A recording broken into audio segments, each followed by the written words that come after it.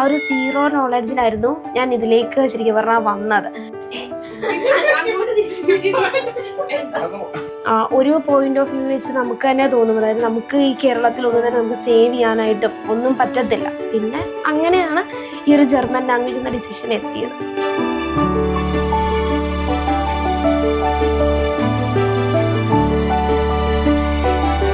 ആദ്യം പറയുവാണെങ്കിൽ എനിക്ക് സത്യം പറഞ്ഞാൽ ഇതിനെപ്പറ്റി ഒരു ഐഡിയ ഇല്ലായിരുന്നു, ജർമ്മൻ പ്രോസസ്സിങ് അങ്ങനെ. അതായത് ഞാനൊരു 2021 പാസ് ഔട്ട് ആയത്. അപ്പോൾ ആ ടൈമിൽ എനിക്ക് കൂടുതലും കുറച്ചുകൂടെ ആ സമയത്ത് OETയും ഒക്കെ IELTS ഒക്കെ ആയിരുന്നു. അപ്പോൾ OET ട്രൈ ചെയ്യാമെന്ന് വിചാരിച്ചിട്ടായിരുന്നു ഞാൻ ഇരുന്നത്. അങ്ങനെ ഒരു തവണ ട്രൈ ചെയ്തിട്ടുമുണ്ട്.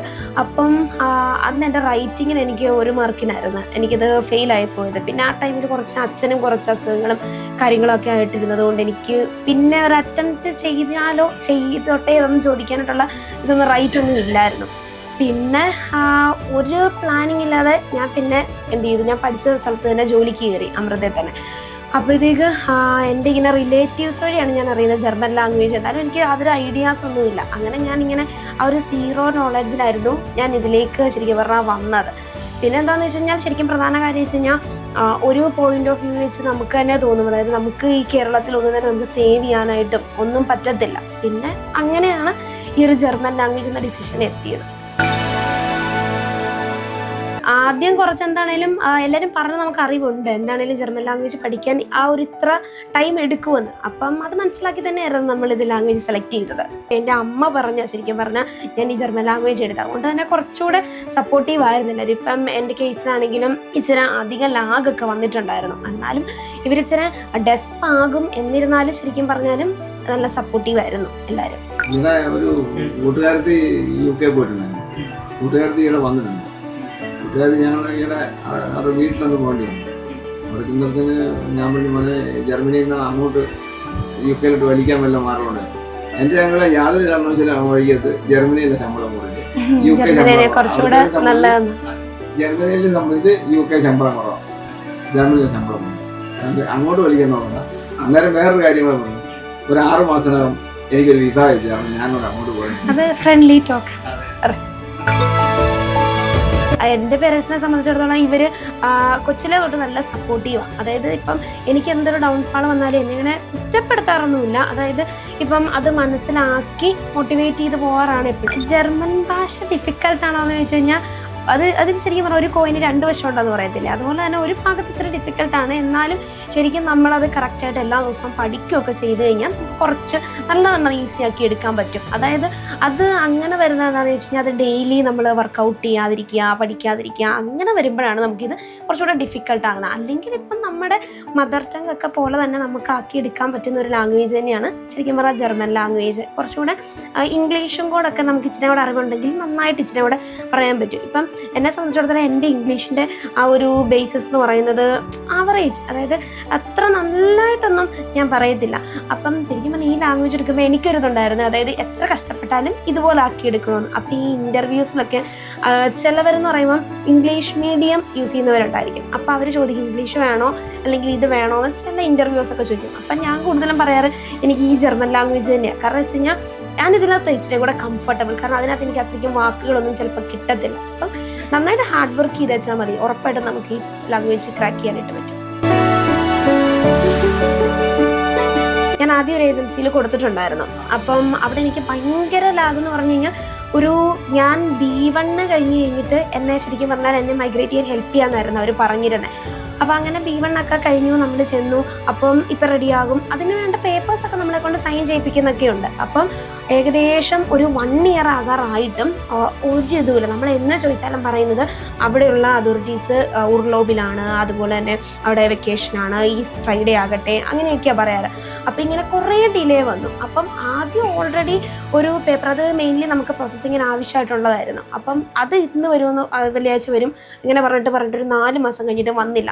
പിന്നെ അങ്ങനെ ഇരിക്കെ രണ്ടാമത് വീണ്ടും അതെന്തോ ഇൻവാലിഡ് ആയി പോയി എന്ന് പറഞ്ഞിട്ട് വീണ്ടും നമ്മളോട് പറഞ്ഞു അത് ഒന്നുകൂടെ അയക്കണമെന്ന് പറഞ്ഞു. അപ്പോൾ ഈ രണ്ടാമത് അങ്ങനെ ഒരു ലാഗ് ഫീൽ ചെയ്തപ്പോഴത്തേക്ക് ശരിക്കും പറഞ്ഞാൽ അമ്മ എന്നോട് പറയുന്നത് നമുക്കൊന്ന് മാറ്റി ചിന്തിക്കാം, വേറെ എവിടെയെങ്കിലും കൂടെ ചോദിക്കാം. അപ്പം എൻ്റെ കൂട്ടത്തിൽ അവിടെ തന്നെ പ്രോസസ്സിങ് ചെയ്യുന്ന ഒരു ചേച്ചി, അപ്പോൾ ചേച്ചി എന്നോട് പറയുന്നത് ഇങ്ങനെ ഒരു ഏജൻസി ഉണ്ട് അതിനൊന്ന് കൊടുക്കാനായിട്ട്. പക്ഷെ അപ്പം എനിക്ക് ഒരു ഏജൻസി അപ്പം ട്രസ്റ്റ് വർത്തിയായിട്ടല്ല തോന്നുന്നത്. കാരണം വെച്ചാൽ നമ്മുടെ ആദ്യത്തെ ഏജൻസി ഇങ്ങനെ ആയി പോയത് കൊണ്ട് നമുക്കൊരു ബുദ്ധിമുട്ടുണ്ടായിരുന്നു. അപ്പം ലാൻഡ് ഇൻസ്റ്റിറ്റ്യൂട്ട് ഞാൻ ആദ്യം വിളിക്കുമ്പം ജെനി എന്ന് പറയുന്ന ഫാക്കൾട്ടി ആയിരുന്നു എടുത്തത്.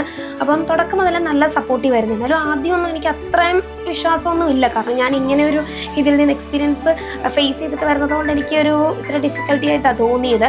എന്നാലും പക്ഷേ പതിയെ അവിടെ നിന്നുള്ള ആ ഒരു പ്രോസസ്സിംഗ് എന്ന് പറയുന്നത് ശരിക്കും പറഞ്ഞ ഒരു മാജിക് പോലെയായിരുന്നു. അതായത് പെട്ടെന്നായിരുന്നു എല്ലാ കാര്യങ്ങളും. അതായത് സ്ക്രീനിങ് പിറ്റേ ദിവസം തന്നെ, ഞാൻ വിളിച്ചതിൻ്റെ പിറ്റേ ദിവസം തന്നെ സ്ക്രീനിങ് അറേഞ്ച് ചെയ്തു തന്നു. അതിനുശേഷം ഒരു എംപ്ലോയറിനെ നമുക്ക് ഒരു 1 മന്തിനുള്ളിൽ തന്നെ ഫൈൻഡ് ചെയ്ത് എനിക്കൊരു എംപ്ലോയർ ഇൻ്റർവ്യൂ തന്നു. അങ്ങനെ മൊത്തത്തിലൊരു എൻ്റെ പ്രോസസ്സിങ്ങിനെ പറ്റി പറയുകയാണെങ്കിൽ ഒരു 6 മന്ത്സ് കൊണ്ട് എൻ്റെ പ്രോസസ്സിങ് കംപ്ലീറ്റ് ആക്കി തന്നു. അപ്പം അത്രയ്ക്കും നല്ലൊരു എക്സ്പീരിയൻസ് ആയിരുന്നു ലാൻഡ് ഇൻസ്റ്റിറ്റ്യൂട്ടിൽ.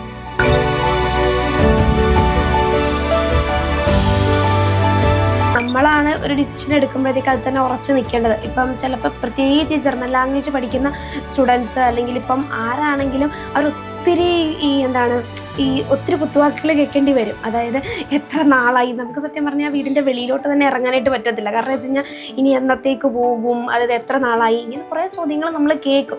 പിന്നെ വെച്ച് കഴിഞ്ഞാൽ ഓരോരുത്തർക്കും ചിലപ്പോൾ ഫിനാൻഷ്യലി ചിലപ്പോൾ വലിയ ബുദ്ധിമുട്ടില്ലാത്തവരാണെങ്കിൽ അത് ഗീവ് അപ്പ് ചെയ്തവർ വേറെ ഓപ്ഷൻസിലോട്ട്, കാരണം അങ്ങനെ പോയവരൊക്കെ എനിക്കറിയാം. അതായത് കുറച്ച് ഫാമിലി സപ്പോർട്ട് അത്യാവശ്യം ഉണ്ട്, ഫിനാൻഷ്യലി ഒക്കെ ഉള്ളവർ തന്നെ ഇത് ഗീവ് അപ്പ് ചെയ്തിട്ട് വേറെ ഇപ്പം റഷ്യ അങ്ങനെയുള്ള കൺട്രീസൊക്കെ ചൂസ് ചെയ്തവരൊക്കെ ഉണ്ട്. അപ്പം നമ്മളൊരു ഡിസിഷൻ എടുക്കുമ്പോൾ നമ്മളാണ് അതിൽ സ്ട്രോങ് ആയിട്ട് നിൽക്കേണ്ടത്. ഇപ്പം എൻ്റെ കേസ് എന്ന് പറഞ്ഞു കഴിഞ്ഞപ്പോഴത്തേക്ക് എനിക്ക് വേറൊരു ഓപ്ഷൻ ഇല്ല. ഇതിൽ നിന്ന് എത്ര ഇത് വന്നാലും, നെഗറ്റീവ് വന്നാലും പോസിറ്റീവ് വന്നാലും, ഇതുമായിട്ട് മുമ്പോട്ട് പോകാമെന്ന് മാത്രമേ ഉള്ളൂ എൻ്റെ ലൈഫിൽ ഒരു ഓപ്ഷനായിട്ട് ഉണ്ടായിരുന്നുള്ളൂ. അപ്പം നമ്മളാണ് നമ്മളെ തന്നെ മോട്ടിവേറ്റ് ചെയ്ത് അതിൻ്റെ ആ ഒരു ഇതൊക്കെ മനസ്സിലാക്കി ഇതിൽ തന്നെ നിൽക്കേണ്ടത്. അതാണ് പൊതുവെ എല്ലാവരോടും പറയാനുള്ളത്. ഒരുപാട് പൈസ ഞാനിപ്പോൾ സ്കൂളിൽ ഡ്രൈവറാണ്. ആ സ്കൂളിൽ നിന്ന് തന്നെ നമുക്ക് ഒരുപാട് പൈസ തന്നിട്ടുണ്ട്. കറക്റ്റായിട്ട് കൊടുത്തുകൊണ്ടിരിക്കുന്നതുകൊണ്ട് ചോദിക്കുമ്പോൾ തന്നെ. അതായത് ബേസിക്കലി ലാൻഡ് ഇൻസ്റ്റിറ്റ്യൂട്ടിൻ്റെ ഈ ഇൻ്റർവ്യൂ ക്ലാസ്സസ് സപ്പോർട്ട് പൊതുവെ ഈ മൈഗ്രേഷൻ ഓവറോൾ പറയുകയാണെങ്കിൽ നല്ലൊരു സപ്പോർട്ട്. അതായത് വേറൊരു ഏജൻസിയിൽ കാണാത്ത രീതി എന്ന് പറയുന്നത് ആദ്യം തന്നെ നമ്മളിപ്പം ഔട്ട്സൈഡ് പഠിച്ചിട്ട് വരുന്നവരാണെങ്കിലും നമ്മുടെ ഇൻസ്റ്റിറ്റ്യൂട്ടിൽ തന്നെ പഠിച്ചവരാണെങ്കിലും നമുക്കൊരു ബേസിക്കലി ആദ്യം ഒരു സ്ക്രീനിങ് സെഷനുണ്ട്. ഓക്കെ, അത് നമ്മുടെ ലാംഗ്വേജ് സ്കിൽ എത്രയുണ്ടെന്ന് അറിയാനായിട്ട്. അത് നമ്മുടെ ഇൻസ്റ്റിറ്റ്യൂട്ട് ബേസ്ഡ് ആയിട്ടുള്ള ഫാക്കൾട്ടീസ് തന്നെയായിരിക്കും ചെയ്യുന്നത്.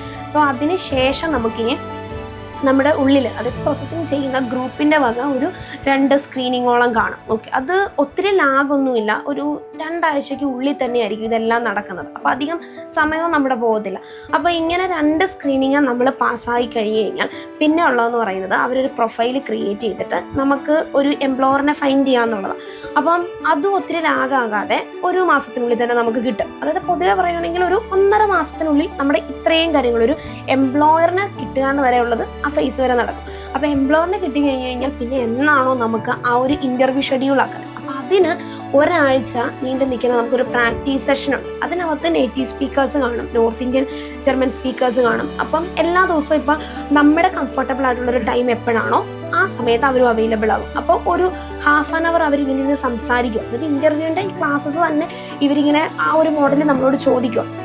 പിന്നെ അതിന് മുമ്പ് തന്നെ നമുക്കൊരു ആദ്യത്തെ സ്ക്രീനിങ് സ്റ്റാർട്ട് ചെയ്യുന്നതിന് മുമ്പ് തന്നെ നമുക്ക് ഒരു 2 വീക്സോളമുള്ള ഇൻ്റർവ്യൂ പ്രിപ്പറേഷൻ ക്ലാസ് ഉണ്ട്. അപ്പം ഞാൻ ഈ പറഞ്ഞിട്ടുള്ള നേറ്റീവ് സ്പീക്കേഴ്സിൻ്റെ ആ ഒരു ഒരാഴ്ചത്തെ ക്ലാസ്സും കൂടെ കഴിയുമ്പോൾ ശരിക്കും പറഞ്ഞാൽ നമുക്ക് നല്ല കോൺഫിഡൻ്റ് ആവും. കാരണം പോസിബിൾ ആയിട്ടുള്ള എല്ലാ ക്വസ്റ്റ്യൻസും ഇവരെല്ലാം ചോദിക്കും. അതെന്ന് പറഞ്ഞാൽ സിമ്പിളായിട്ടൊരു 1 വേർഡ് ക്വസ്റ്റ്യൻ 1 വേർഡ് ആൻസർ അല്ല അവർ നമ്മളിൽ നിന്ന് എക്സ്പെക്ട് ചെയ്യുന്നത്. അതായത് ശരിക്കും പറഞ്ഞാൽ നമ്മളെന്താണോ നമ്മുടെ വായിന്ന് പറയുന്നത് ശരിക്കും പറഞ്ഞാൽ അതിൽ പിടിച്ച് പിന്നെ ഇൻഡെപ്ത് ആയിട്ടായിരിക്കും ഒരു ക്വസ്റ്റ്യൻസ് ചോദിച്ചു പോകുന്നത്. അപ്പം നമ്മളൊട്ടും ചിലപ്പോൾ എക്സ്പെക്ട് ചെയ്യാത്ത ക്വസ്റ്റ്യൻസ് ഒക്കെ ആയിരിക്കും, നമ്മുടെ പേഴ്സണൽ എക്സ്പീരിയൻസിൽ നിന്നൊക്കെ ആയിരിക്കും അവർ ചോദിക്കുന്നത്. അപ്പം ആ ഒരാഴ്ചത്തെ ക്ലാസ്സും കൂടെ ആകുമ്പോൾ ശരിക്കും പറഞ്ഞാൽ നമുക്ക് നല്ല തറാക്കി നമുക്കൊരു ഇൻ്റർവ്യൂ പെട്ടെന്ന് തന്നെ ക്രാക്ക് ചെയ്തെടുക്കാനായിട്ട് പറ്റും. അപ്പം അതാണ് ഓവറോൾ ഉള്ളൊരു പ്രോസസ്സിങ്. ഞങ്ങൾ ഒരുപാട് ദുരിതങ്ങൾ അനുഭവിച്ചിങ്ങോട്ട് വന്നു. ഇതിനിടയ്ക്ക് ഓരോ മേലാഴ്ചകൾ ഒക്കെ വന്ന് ഇപ്പം ഞാൻ പോകുന്നറിഞ്ഞപ്പോൾ ഞാൻ വളരെ സന്തോഷമാണ്. അവിടെ ചെന്ന് നമ്മൾ എന്തായാലും ആദ്യം അസിസ്റ്റന്റ് നേഴ്സായിട്ടാണ് പൊതുവെ എല്ലായിടത്തും നഴ്സുമാർ അങ്ങനെയാണ് കയറുന്നത്. പിന്നെ അതിനുശേഷം നമുക്കൊരു എക്സാം ഉണ്ട്, ഒരു കെന്നിസ് പ്രൂഫും പാസും ലെർഗാങ് എന്ന് പറഞ്ഞിട്ട്. അപ്പോൾ അതിനെയും ഫസ്റ്റ് അത് പാസ്സാകുക എന്നുള്ളതാണ് ഇപ്പോഴത്തെ എൻ്റെ ഒരു ഗോള്. അത് എനിക്ക് പറയാനുള്ള ഒരു ജസ്റ്റ് മെസ്സേജ് വേണം പറയാനുള്ളതെന്ന് പറയുന്നത്, ജർമ്മൻ എന്ന് പറയുന്ന ലാംഗ്വേജും വളരെ ഈസിയാണ്. നമ്മൾ ഇച്ചിരി ഹാർഡ് വർക്ക് ചെയ്തെടുത്ത് കഴിഞ്ഞാൽ നമുക്കൊരു മദർ ടങ് ഞാൻ പറഞ്ഞതുപോലെ തന്നെ നമുക്ക് ആക്കിയെടുക്കാൻ പറ്റുന്ന ഒരു ലാംഗ്വേജാണ്. അപ്പോൾ ആരും അതോർത്ത് പാടാണെന്ന് കരുതിയിട്ട് മാറി നിൽക്കേണ്ട ഒരു ആവശ്യകതയില്ല. പിന്നെ നമ്മൾ ജർമ്മൻ എടുക്കുമ്പോഴത്തേക്ക് നമ്മൾ മനസ്സിൽ വിചാരിക്കുക നമുക്കിതൊരു 4 മൊഡ്യൂളുകളുടെ എക്സാമാണ്, അപ്പോൾ കുറച്ചൊരു ലാഗ് ചിലപ്പോൾ ഫീൽ ചെയ്യാം. പക്ഷേ എന്നാലും വൺസ് നമ്മൾ ജർമ്മനിയിലെത്തും, അത് എങ്ങനെ എപ്പം അങ്ങനെയൊന്നും അറിയില്ല. അത് നമ്മൾ ഹാർഡ് വർക്ക് ചെയ്യുന്ന പോലെ ഇരിക്കും. പിന്നെ നമ്മൾ തന്നെ സെൽഫായിട്ട് പലരും എന്ത് പറഞ്ഞാലും നല്ല സെൽഫായിട്ട് മോട്ടിവേറ്റ് ചെയ്ത് നമ്മൾ ഇതിൽ തന്നെ കണ്ടിന്യൂ ചെയ്യാം. പിന്നെ നല്ല ട്രസ്റ്റ് വർത്തി ആയിട്ടുള്ള, പ്രത്യേകിച്ച് നഴ്സസ്മാരൊക്കെ നല്ല ട്രസ്റ്റ് വർത്തി ആയിട്ടുള്ള ഏജൻസീസ്, ഇപ്പോൾ എസ്പെഷ്യലി ലാൻഡ് ഇൻസ്റ്റിറ്റ്യൂട്ട് പോലുള്ള ഏജൻസീസൊക്കെ തന്നെ ചൂസ് ചെയ്യുക. അപ്പോൾ പിന്നെ പ്രോസസ്സിങ്ങും ഒത്തിരി ലാഗാകാതെ തന്നെ നടക്കും. അതൊരു മെസ്സേജായിട്ട് പറയാനുള്ളത്. ആളൊരു ഇപ്പോൾ ഒരു 5 മാസം കൂടെ ഉണ്ട് നേഴ്സിംഗ് കഴിഞ്ഞ്, അപ്പോൾ ആൾക്കും ഇതെടുത്ത് പഠിക്കാനായിട്ട്. അപ്പം ഞങ്ങൾ പ്രിഫർ ചെയ്യുന്ന ലാൻഡ് ഇൻസ്റ്റിറ്റ്യൂട്ട് തന്നെയാണ്. ആള് നേഴ്സിംഗാണ്, കണ്ട നേഴ്സിംഗ് ആണെന്ന് പറയുന്നത്.